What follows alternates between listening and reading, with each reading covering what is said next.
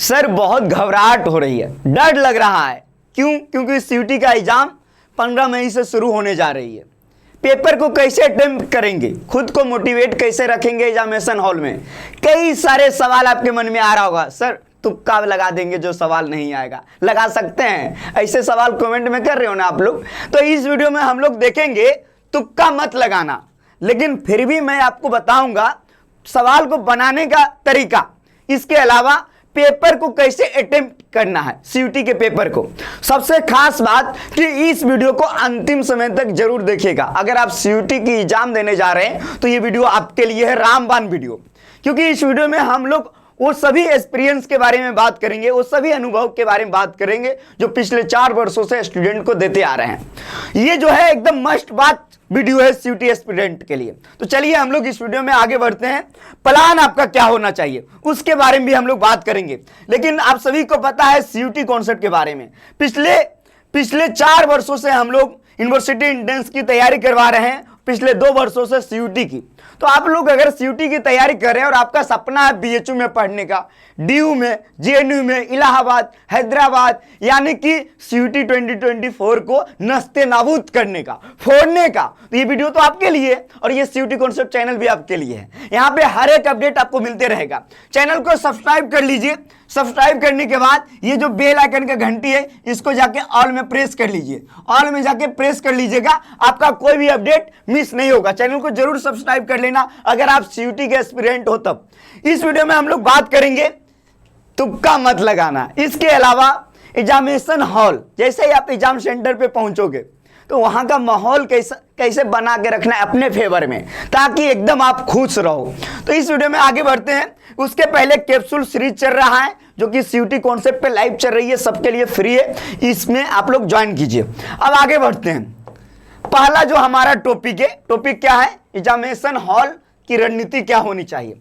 अब आप एग्जाम देने जा रहे हो, आप इमेजिन कीजिए कि आप 15 मई को शाम 5 बजे जो आपका जनरल टेस्ट का पेपर है उस पेपर को देने जा रहे हो। तो जो सबसे पहला जो महत्वपूर्ण बात है ध्यान रखना है, आपको एग्जाम सेंटर पे टाइम से पहले पहुंचना है। पहला सवाल, टाइम से पहले आपको पहुंचना है एग्जाम सेंटर पे, जो कि बहुत जरूरी है। टाइम से पहले आपको पहुंचना है। जैसे आपका पेपर अगर 5 बजे से है, 5 बजे शाम से, तो आप कोशिश करें 3 बजे तक पहुंच जाएं एग्जाम सेंटर, 2 घंटा पहले। अब देखिए, अभी आप क्लास 12 पास किए हो या आपका ड्रॉप ईयर होगा, तो मैं मानता हूं कि आप अपने साथ किसी एक लोग को ले जाएं। मैं ये सब बात क्यों बता रहा हूं, क्योंकि ये आपको एग्जामिनेशन हॉल में अंदर में बढ़िया फील करवाएगा।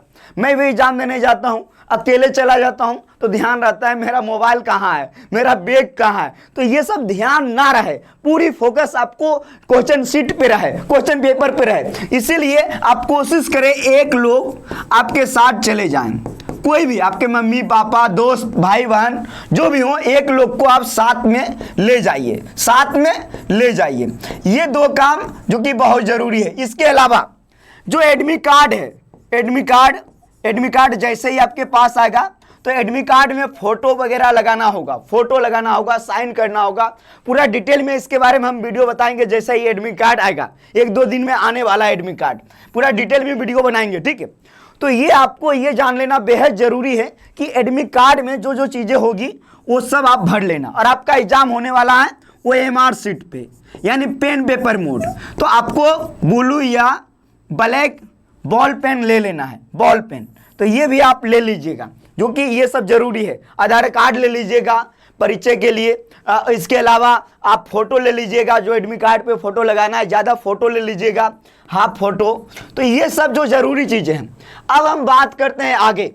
आप एग्जामिनेशन हॉल में पहुंच गए हो, ठीक है।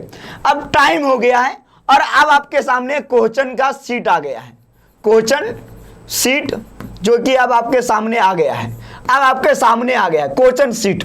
तो जो पहला जो जरूरी चीज है, पहला जो बहुत महत्वपूर्ण है, पहला क्या है, विश्वास, बिलीव। विश्वास जो है अपने ऊपर बना के रखिएगा। विश्वास बहुत अहम है। खुद को मोटिवेट अपने ऊपर बना के रखेगा, ये एकदम अहम है। आपको अपने ऊपर विश्वास करना है कि मैं सीयूटी को इस वर्ष फोड़ने जा रहा हूं, इस वर्ष डीयू में, जेएनयू में, बीएचयू में, इलाहाबाद, हैदराबाद में पढ़ने जा रहा हूं। अपने ऊपर विश्वास करना है। विश्वास कैसे करना है? क्योंकि आपने इसके लिए कड़ी मेहनत किया है, कड़ी मेहनत किया है। ये एग्जामिनेशन हॉल के बारे में बता रहे हैं, खुद को लोगों से अलग कैसे बना के रखना है। और इसमें निगेटिव थॉट आएगा, जैसे आएगा कि सवाल डिफिकल्ट आ गया तो क्या होगा, सवाल इजी आ गया तो बना देंगे, मीडियम आया कुछ गड़बड़ी हो गया तो क्या हो जाएगा। तो इन सभी चीज़ों के एकदम त्याग दीजिए। एग्जाम हॉल के टाइम जो भी आपका 1 घंटा का पेपर है उसके समय में ये सब आना ही नहीं चाहिए, ये सब ध्यान जाना ही नहीं चाहिए। आप अपने ऊपर विश्वास रखो, जो कि बहुत ज़्यादा जरूरी है। जैसे कि आप पेपर अटेम्प्ट जैसे करने जाओगे तो मैं अभी आगे बताऊंगा। पहला हो गया खुद के ऊपर विश्वास। अब दूसरा हो गया एग्जामिनेशन। देखिए होता क्या है ना, बहुत सारे ऐसे स्टूडेंट होते हैं जो चुलबुल टाइप के होते हैं, इधर उधर, मतलब इधर ध्यान देंगे उधर ध्यान देंगे। बहुत सारे ऐसे स्टूडेंट होते हैं जिनका एकदम एग्जाम होता है एकदम ध्यानपूर्वक, एकदम स्वस्थ हेल्दी, एकदम मस्त, एकदम फ्रेश, कि चलो आप जा रहे हैं, मैं तैयारी किया हूँ, युद्ध तो लड़ना पड़ेगा, युद्ध में हम जीत के आएंगे, एकदम विश्वास होना चाहिए जीत के आएंगे। तो उसका जो सेल्फ कॉन्फिडेंस होता है ना वो ठीक होता है, ज़्यादा हाई भी नहीं रहना चाहिए, एकदम मस्त कि हाँ ये एकदम एस्पिरेंट, सीयूटी का एस्पिरेंट लग रहा है, इस बार सीयूटी का एग्जाम फोड़ने जा रहे हो आप लोग। तो यानी कि मेरा जो कहने का मतलब है, माहौल जो आपको बना के रखना है, बरकरार रखना है। बरकरार किस प्रकार रखना है? एकदम पॉजिटिव में, एकदम पॉजिटिव विश्वास अपने ऊपर रखना है कि इस वर्ष मैं सीयूटी को फोड़ने जा रहा हूं। दूसरा, माहौल जो होना चाहिए आपका एकदम पॉजिटिव होना चाहिए, एकदम पॉजिटिव।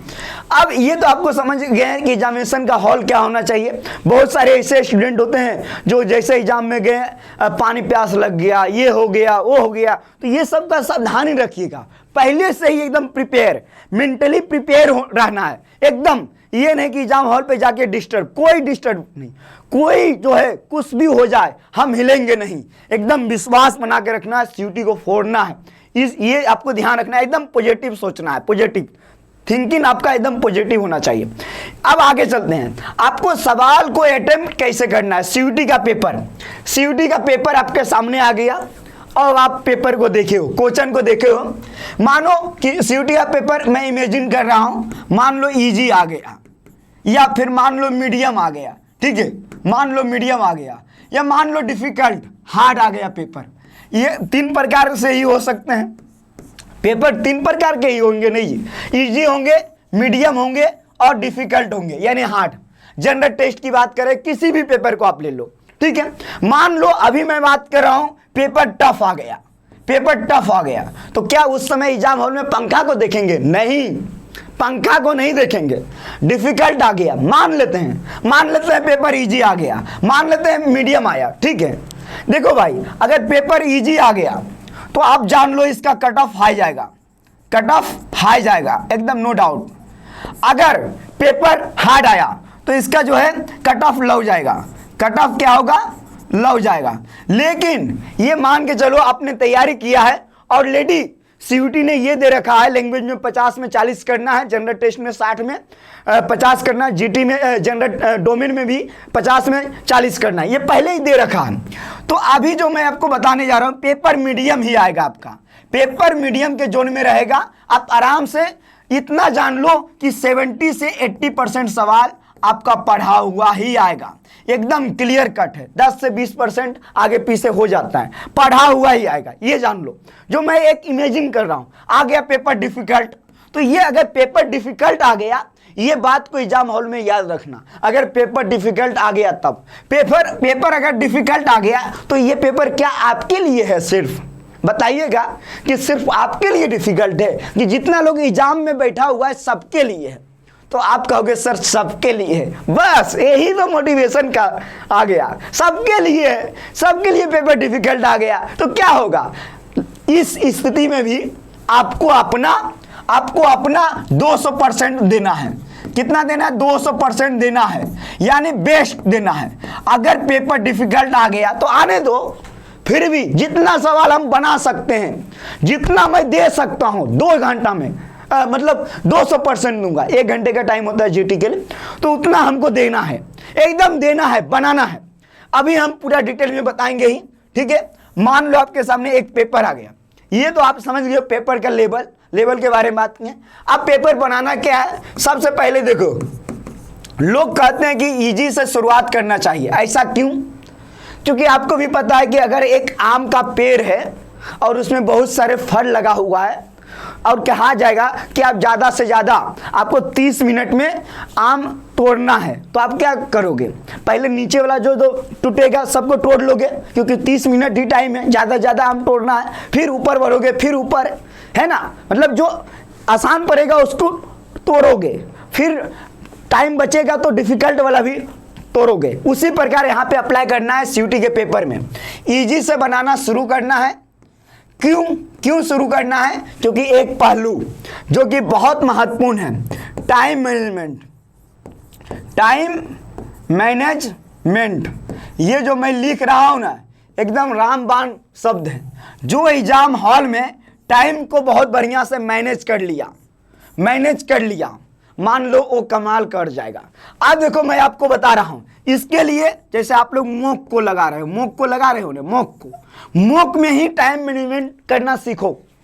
60 में 50 सवाल बनाना 1 घंटा में, तो टाइम मैनेजमेंट एकदम अहम पहलू है। इसीलिए हम कहते हैं कि एकदम इजी से शुरू करना चाहिए, जो फटाफट बने उसको बनाते जाना है, जो डिफिकल्ट आपको लगे उसको लास्ट में बनाना है, और पहले किसको बनाना है? सबसे पहले इजी सवाल, और जो डिफिकल्ट लगे उसको लास्ट में रख देना है। टाइम बचेगा तो बनाना है, क्योंकि आपको इसी टाइम में ज़्यादा सवाल बनाना है, क्योंकि आपको लोगों से आगे निकलना है। टाइम मैनेजमेंट कोशिश करेंगे ज़्यादा सवाल बनाए। मैं ये बात बता रहा हूँ, कोशिश कीजिएगा ज़्यादा सवाल आप बनाएं।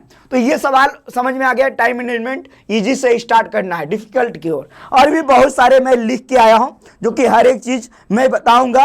अब देखिए, एक चीज़ जो बहुत महत्वपूर्ण है, एकदम हर एक प्रश्न को ध्यानपूर्वक पढ़ना है, केयरफुल्ली ध्यान देना है सवाल पे।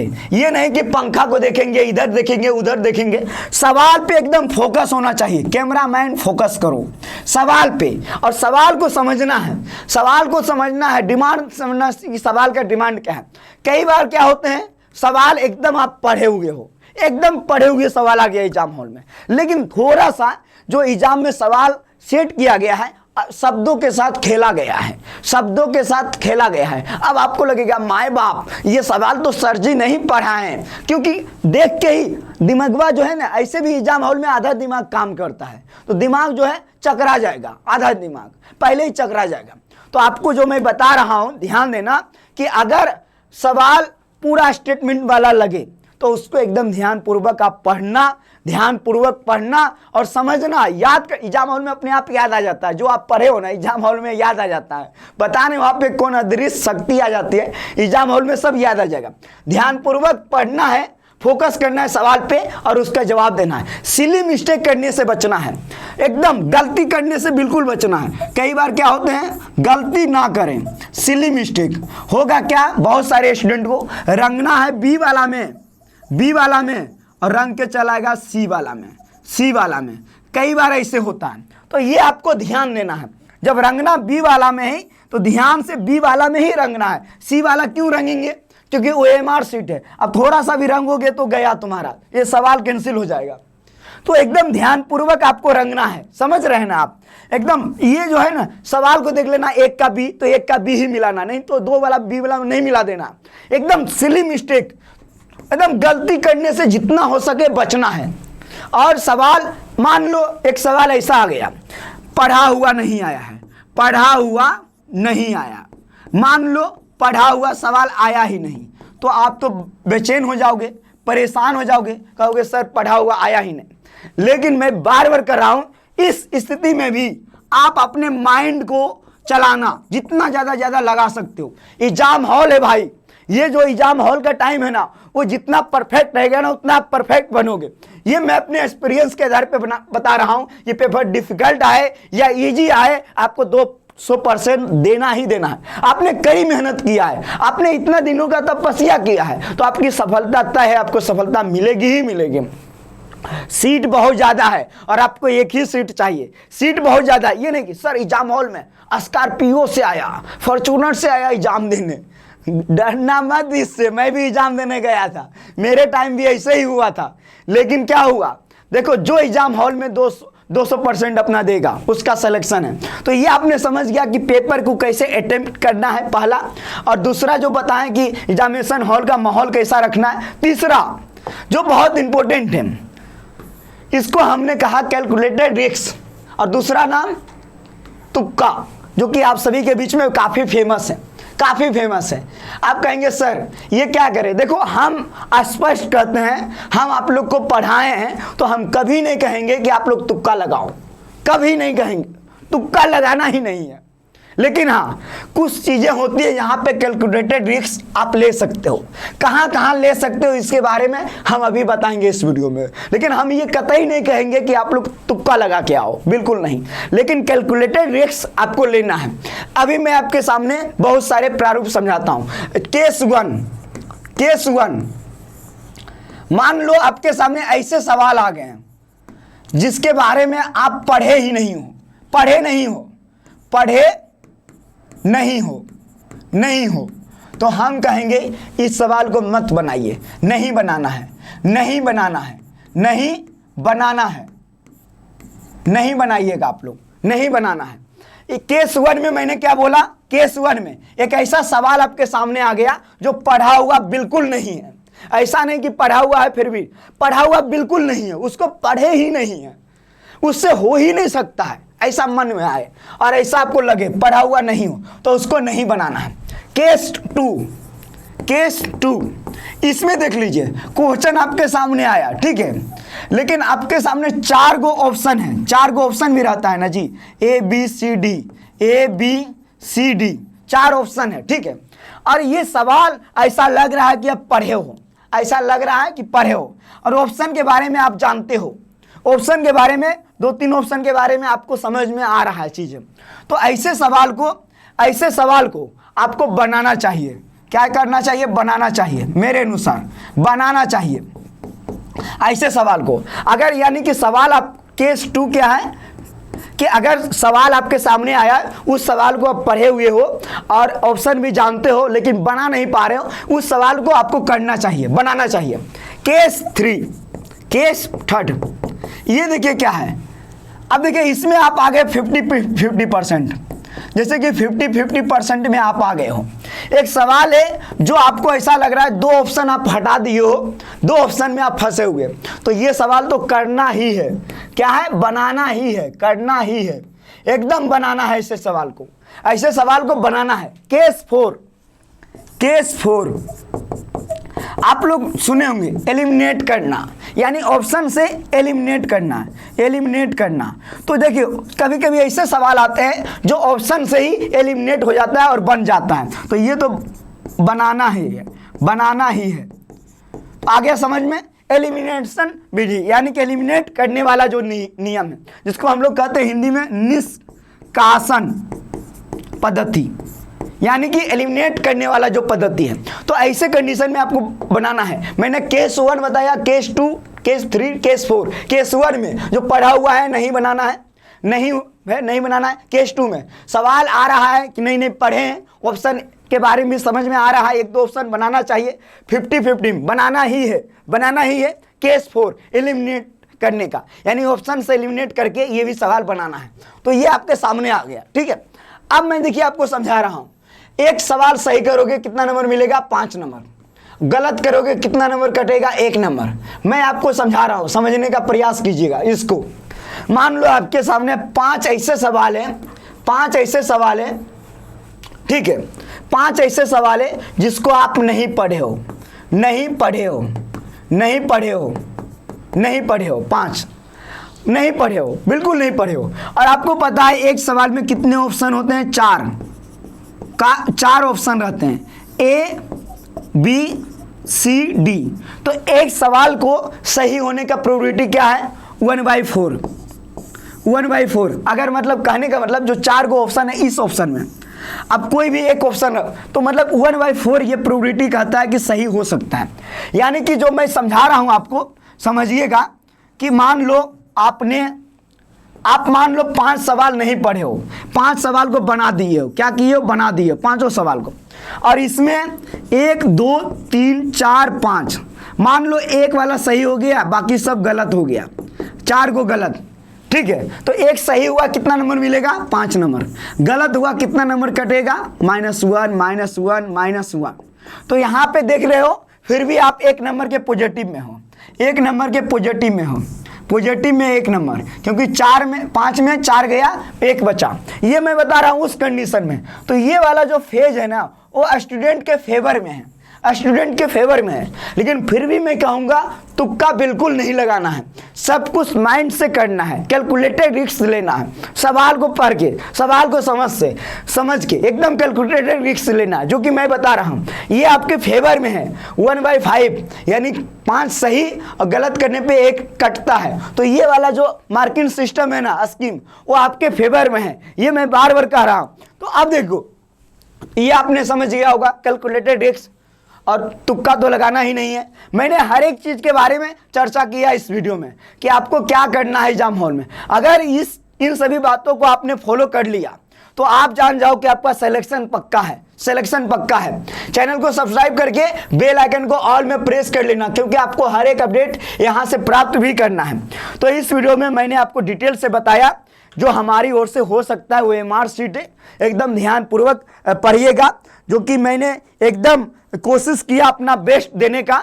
आपको अपने ऊपर विश्वास रखना है और आप इतना जान जाओ कि आप सभी को सीयूटी को 4 के ही आना है, एकदम सीयूटी को 4 के आना है। आप लोगों ने कड़ी मेहनत किया है, सभी लोगों को ऑल द बेस्ट। आप लोग कमेंट सेक्शन में जरूर बताइएगा कि ये वीडियो आपको कैसा लगा। आप सभी को बहुत बहुत शुभकामनाएं, मन से पढ़िए, खूब आगे बढ़िए। बहुत बहुत धन्यवाद। जय हिंद।